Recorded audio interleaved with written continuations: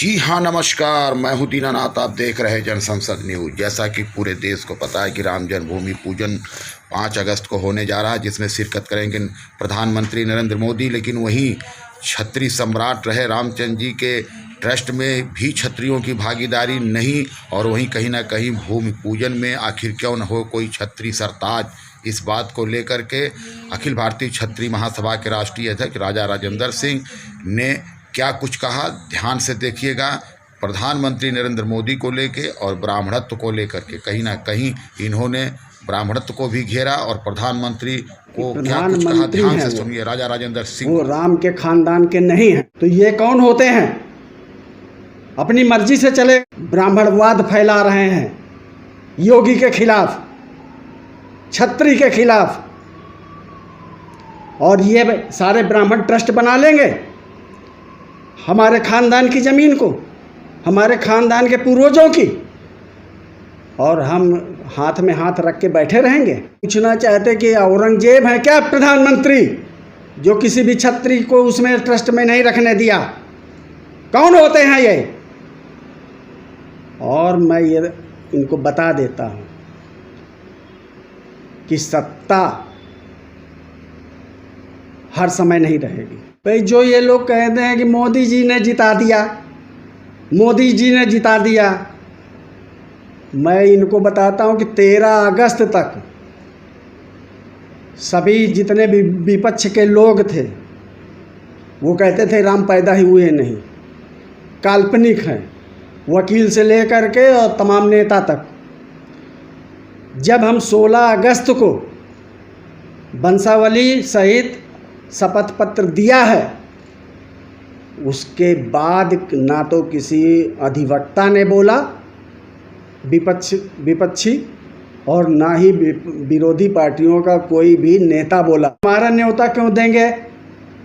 वहाँ तो परशुराम के आदमी हैं, वो तो परशुराम की पूजा करेंगे, वो तो जय परशुराम बोलते हैं ना, जो लोग बनाए हैं ट्रस्ट।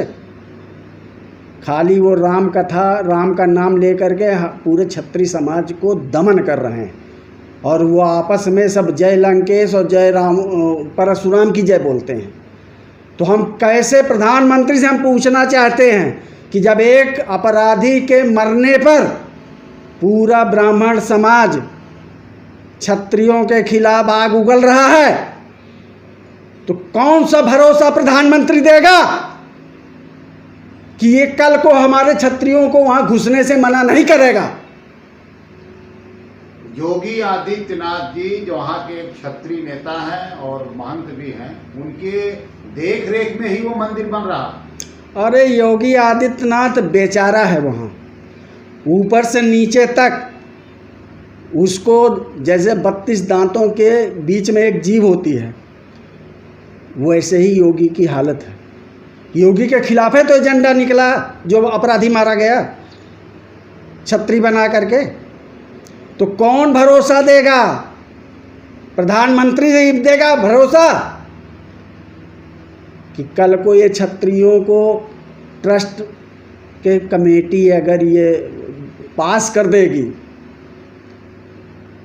कि कोई भी छत्री नहीं घुसेगा इसमें, जैसे यही ब्राह्मण लोग पहले दलितों को नहीं घुसने देते थे मंदिरों में, तो हमको दलित से भी गिरा मान ले, हमको दुश्मन मानेंगे, नहीं जाने देंगे। तो कौन गारंटी लेगा? आप हमारे छत्रियों को 50% उसमें रखो, अन्यथा हम वो ट्रस्ट नहीं माने। पूजन तो औरंगजेब भी था, तो मंदिरों को तोड़ता था, तो ये औरंगजेब का पाठ्यक्रम पढ़ेंगे क्या कि जबरदस्ती छत्रियों के? औरंगजेब ही तो छत्रियों से ही लड़ता था, तो ये औरंगजेब का पक्षपात लेकर के हमारे दुश्मन बन रहे हैं क्या? हम ये जानना चाहते हैं। क्यों नहीं होगा छत्री उसमें? 50% छत्री हम, वैसे तो इनको कोई नहीं होना चाहिए, इनका आदमी।